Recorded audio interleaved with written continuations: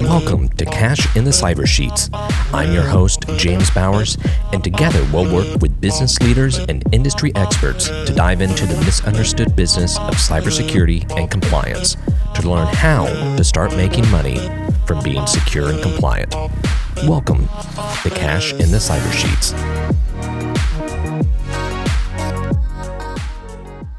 Today on Cash in the Cyber Sheets, we have Jerry here with us from JASB Management, management training, executive coaching.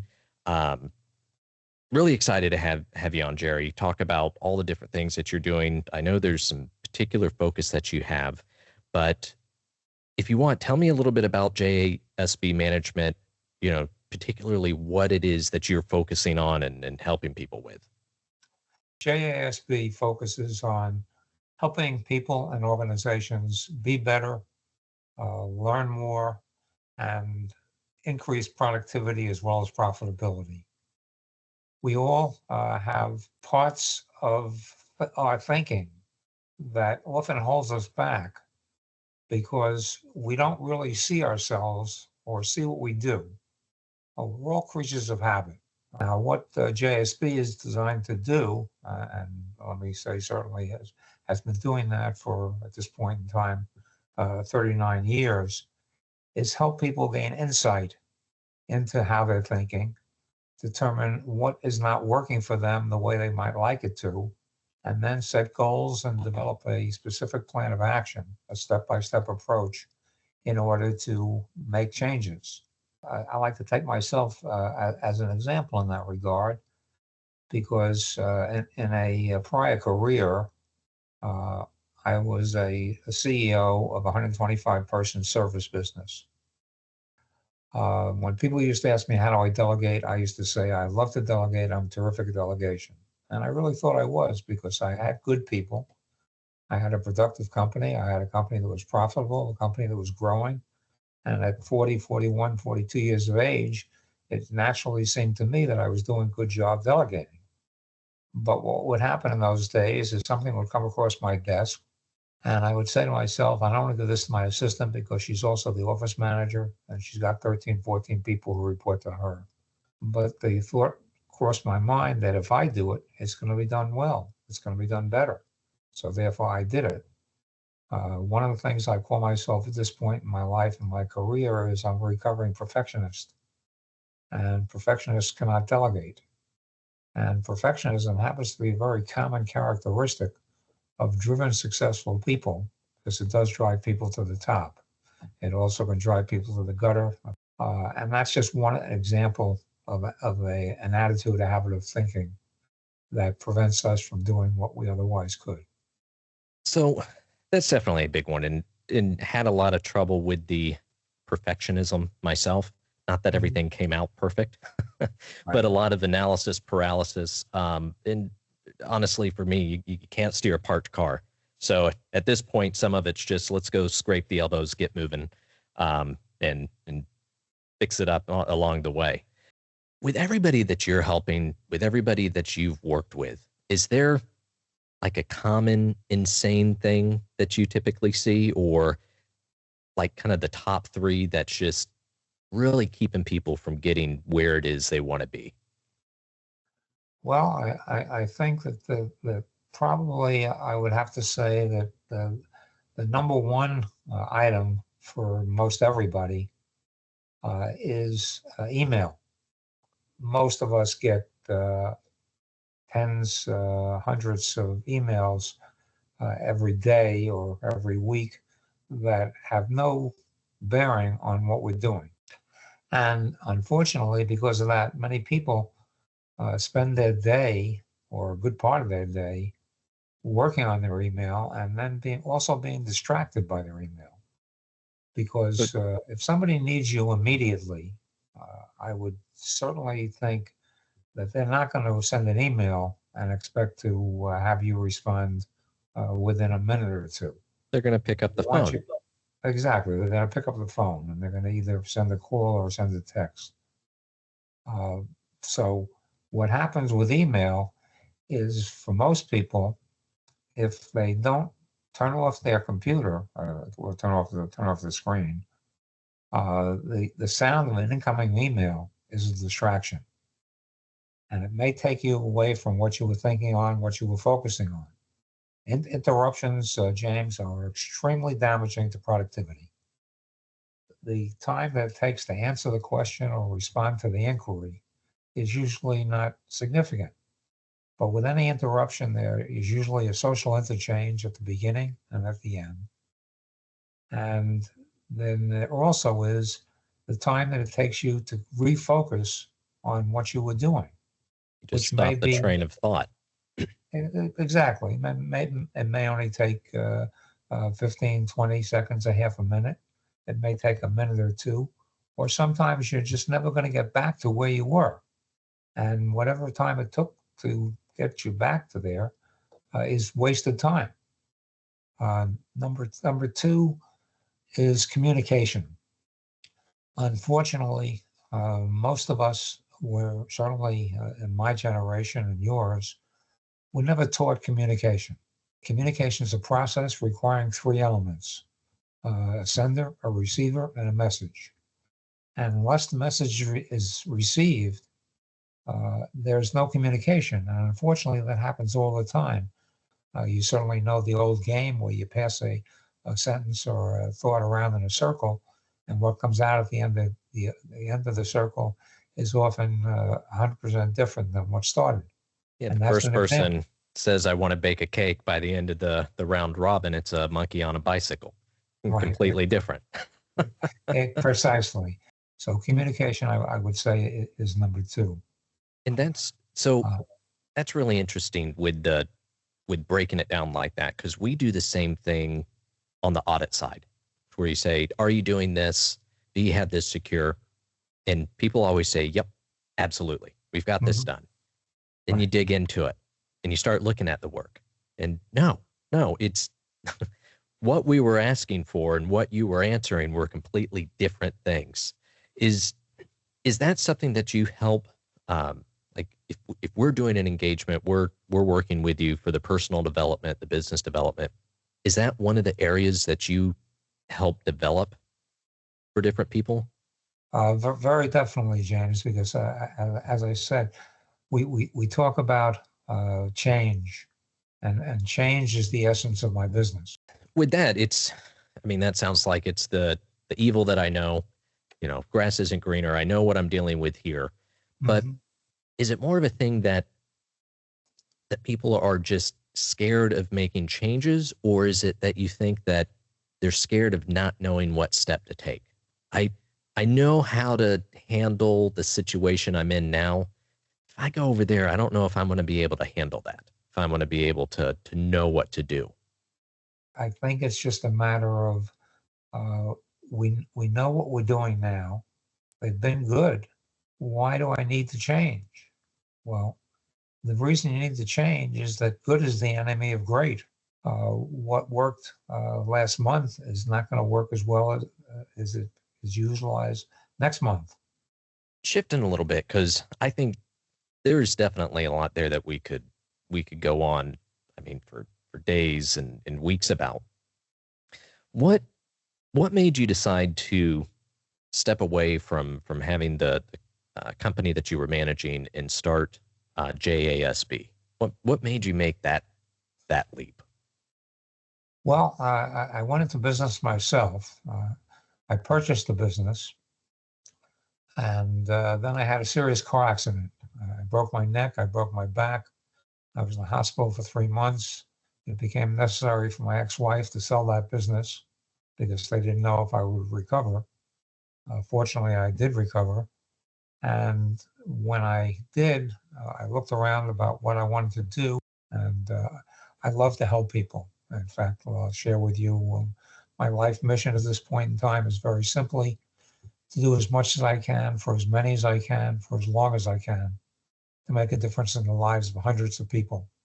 When you were starting JASB, what did it look like, if you had it in your mind, that, okay, once I hit this point, this is going to be what success is? Is that a particular amount of clients that you had, or or more like you said, once I help this many people, when what kind of, I guess, was your biggest goal that you were working for, or your first plateau that you were looking to get to? Very good question, which I would say that I was hoping to build a business that could be replicated and could eventually be sold to one of the people who was working with me as an associate, or had become a saleable business. So if I'm looking to invest in myself, I want to improve. I'm not really sure which direction I need to go or what I need to build on. What does that relationship and engagement with you look like, to be able to me come to you and say, Jerry, here's where I want to get, or here's something that I feel like is my problem, and maybe problem's too big of a word, but here's what's holding me back. How do we go about working through that? Well, and actually, instead of problem, I always use the word challenge, or Better word. or issue. But we basically can accomplish most anything that we want to. Again, everything is just a matter of time and resources. But the best way to do that is to start with the end in mind. Where do you want to be? Where do you want to go? What is the ultimate goal? And then bring it back to today. How am I going to reach that goal? How am I going to accomplish what I'm looking to? And the only way to do it is with shorter term goals. The best example I can give you is that, most people start out a new year with goals or what they want to accomplish for the year. And once they have written that down, and I emphasize writing it down, they then can bring it back to the present, so that the goal for 2025, for example, needs to have goals for January, February, March, so on and so forth. And the January goals need to be broken down into weekly goals. And the weekly goals need to be broken down into daily goals. Now, most everybody operates with a to-do list. A to-do list are very simply daily goals.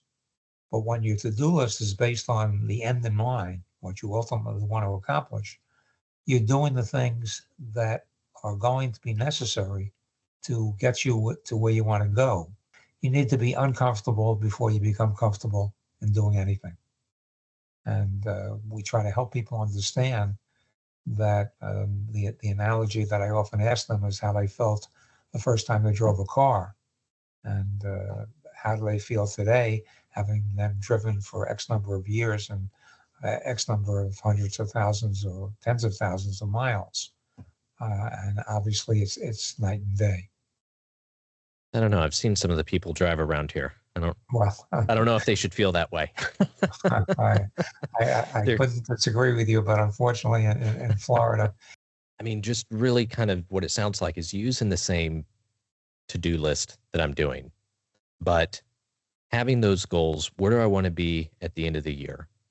And breaking that down into, perhaps quarterly, then to monthly, and then to weekly, to where then I can start throwing those things on my to-do list that normally it would just be things that are coming up. Maybe things like you said, like they're in my email. This is what I've got to do. But now I'm actually adding the things that are going to get me where I want to be, almost focusing more on myself and my goals. And is that really one of the big distinctions, that people just don't realize that they're not working towards anything? They're just spinning those wheels. Very definitely. And, one of the suggestions I make to clients all the time is do first what you want to do least. Get it out of the way. Eat that frog. Right, precisely. We hear about the overnight success, but you don't hear about all the overnights that go into the overnight success. Everything takes time. Everything takes patience. Everything takes persistence. It takes perseverance. You're going to find that many times you're going to fail at what you're doing. Failure is part of the road to success. If you don't fail, you're never going to succeed. Yeah, and it's interesting. That's even one of our core values is be uncomfortable. You're not, Mhm. you're not walking on that edge. If you're not sweating, you're not bleeding a little bit, you're probably not growing. If you were able to go back to when you were starting at that company where you had the 125 employees, and you could go back today to share 1 minute worth of to-dos or some guidance, what would you want to go back and perhaps have yourself do differently?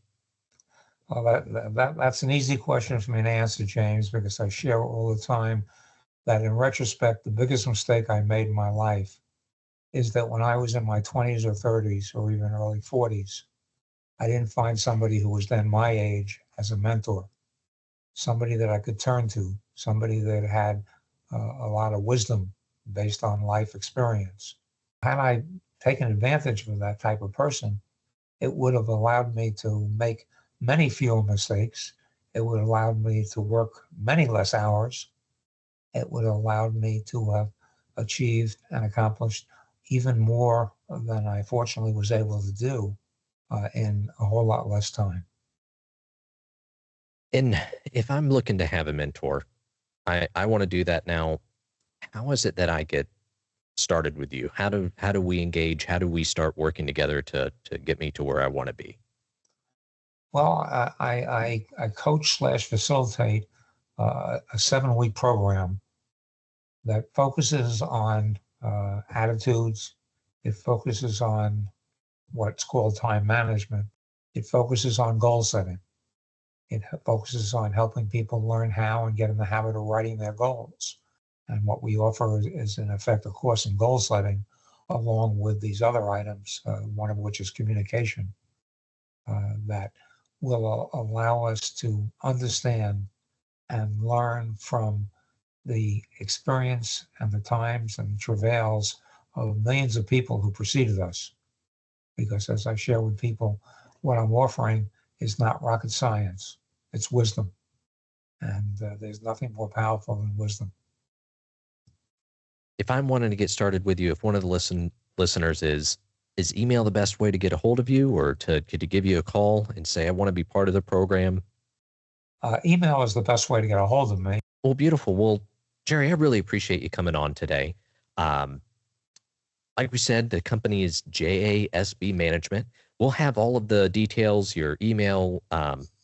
Obviously, we'll not have the phone number there since we want people to get a hold of you. But we'll have all of that there so people can reach out. Appreciate you giving me the opportunity to share it with you.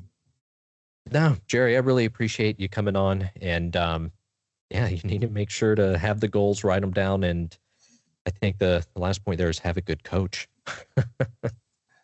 Well, Jerry, thank you very much for being on. Again, JASB Management. We'll have all the details below, and look forward to having you on again. Thanks for joining us today. Don't forget, click that subscribe button, leave us a review, and share it with your network. Remember, security and compliance aren't just about avoiding risk. They're about unlocking your business's full potential. So stay secure, stay compliant, and we'll catch you next week on Cash in the Cyber Sheets. Goodbye for now. Life goes up and it goes down. Life goes up and